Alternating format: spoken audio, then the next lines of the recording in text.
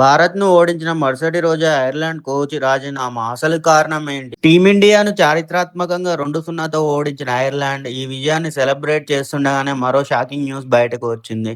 Ireland head coach Heinrich Malan తన పదవికి రాజీనామా చేశారు. అసలు ఇంత పెద్ద విజయం తర్వాత ఎందుకు తప్పుకున్నారో ఇప్పుడు తెలుసుకుందాం. బెల్ఫాస్ట్‌లో జరిగిన 2 టీ20 మ్యాచ్‌ల్లోనూ ఐర్లాండ్ అద్భుత ప్రదర్శన చేసింది. మొదటి మ్యాచ్‌ను 34 పరుగుల తేడాతో గెలిచిన ఐర్లాండ్ రెండో మ్యాచ్‌లో కేవలం ఒక్క పరుగుతో విజయం సాధించింది. దీంతో భారత జట్టుపై తమ చరిత్రలోనే తొలి అంతర్జాతీయ సిరీస్ విజయాన్ని నమోదు చేసింది. అలాగే దాదాపు 3 ఏళ్లుగా కొనసాగుతున్న భారత టీ20 సిరీస్ అజేయ పరంపరకు కూడా తెరదించింది. ఈ చారిత్రాత్మక విజయానికి 24 గంటలు కూడా గడవక ముందే హెడ్ కోచ్ హెన్రిచ్ మలాన్ రాజీనామా చేయడం అందరినీ ఆశ్చర్యానికి గురిచేసింది. అయితే ఇది ఎలాంటి వివాదం వల్ల కాదని క్రికెట్ ఐర్లాండ్ స్పష్టం చేసింది. 2027 ప్రపంచ కప్ క్వాలిఫైయర్కు సిద్ధమయ్యే కొత్త కోచ్ తగిన సమయం ఇవ్వాలనే ఉద్దేశంతోనే ఇప్పుడు తప్పుకోవాలని మలాన్ నిర్ణయించుకున్నట్లు తెలిపింది. మలాన్ కాంట్రాక్టు 2027 ప్రారంభం వరకు ఉన్నప్పటికీ ఇదే సరైన సమయం అని భావించి స్వచ్ఛందంగా